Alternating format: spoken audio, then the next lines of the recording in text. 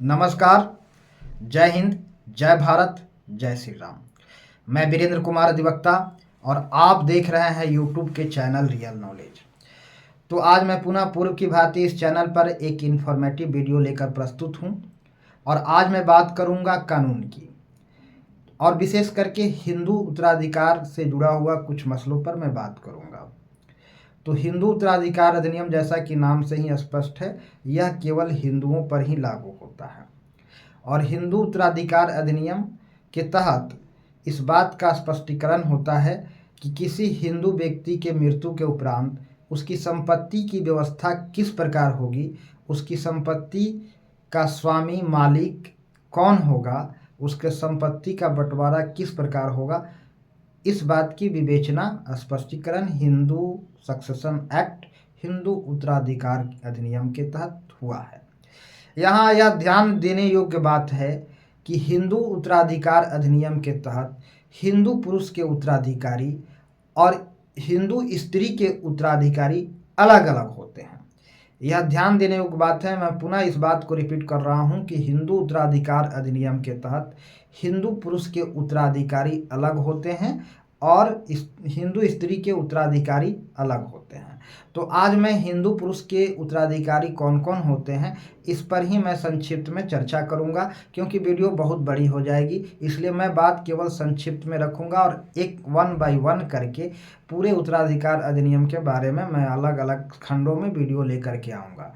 तो आज के खंड में, आज के वीडियो में केवल मैं हिंदू पुरुष के उत्तराधिकारी के बारे में बात करूँगा और साथ ही यह भी बता दूं कि उत्तराधिकारियों की 4 श्रेणियां हैं।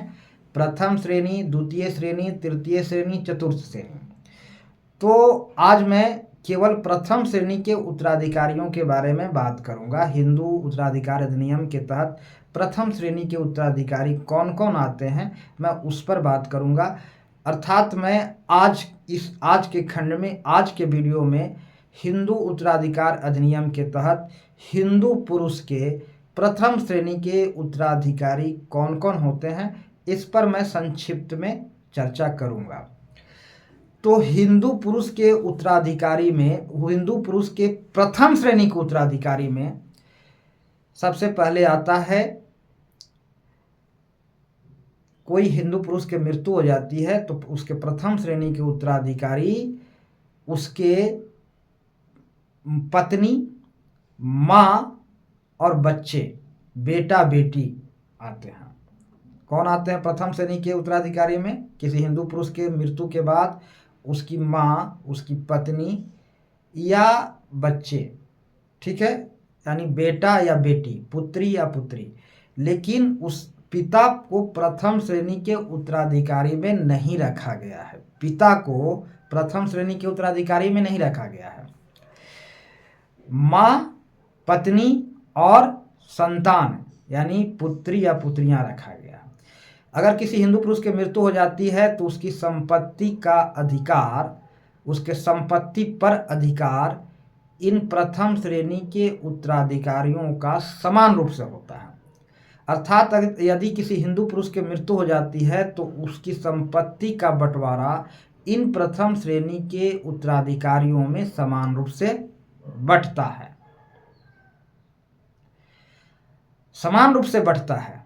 इस बात को ध्यान रखिएगा। यदि किसी हिंदू पुरुष के माँ, पत्नी या उसके बच्चे, इन चारों में से कोई एक जिंदा है तो फिर सारी संपत्ति उनके पास चला जाएगा, उनके हिस्से में आएगा। अगर इन चारों में से कोई एक मर गया, जैसे मान लेते हैं कि हिंदू पुरुष के बेटा मर गया है, बेटी मर गई है, तो फिर उसके संपत्ति का हकदार उसका पोता पोती होता है और बेटी की तरफ से नाती नतनी हो जाता है। ठीक है। अगर बेटा भी मर गया है तो पोता पोती हो जाए, पोता या पोती, या फिर उसके पत्नी या फिर उसके नाती नतनी हो जाएगा। अगर कोई पुरुष 2 शादी किया है तो उसके पत्नी का उसके संपत्ति पर उसका बेटा बेटी यानी उसके पुत्र पुत्री और उसके पत्नी के बीच बटेगा, और जो हिस्सा पत्नियों का होगा उसी हिस्सा में से पत्नियों 2 पत्नी हैं तो दोनों का बराबर बराबर बटेगा। जैसे एक उदाहरण से समझ सकते हैं। मान लीजिए कि किसी हिंदू पुरुष के 1 पुत्री है और 1 पुत्र है और 2 पत्नियां हैं, तो उसकी संपत्ति का बंटवारा कैसे होगा?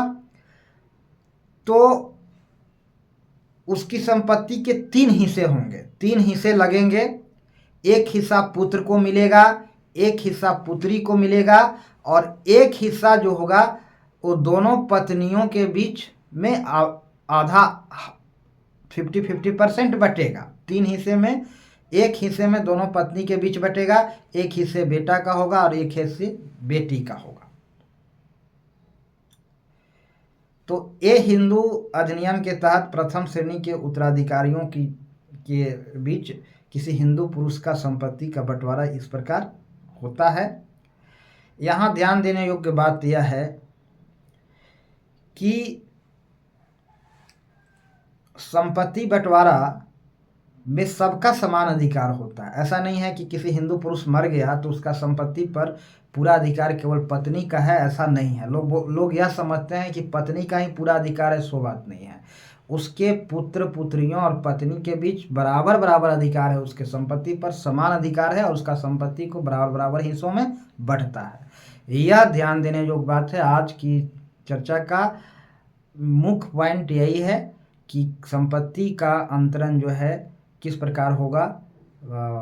किसी हिंदू पुरुष के मृत्यु उपरांत उसके संपत्ति का जो है बंटवारा, उसके संपत्ति का व्यवस्था किस प्रकार होगा, मैंने संक्षिप्त में जानकारी दी। और विस्तार से जानकारी मैं इन विषयों पर लेकर के आने वाले वीडियो में आऊँगा। तब तक आप तमाम दर्शकों से गुजारिश है कि आप आने वाले वीडियो भी सुनते रहें और जानकारी भरी मैं अक्सर वीडियो लेकर के आते रहूँगा।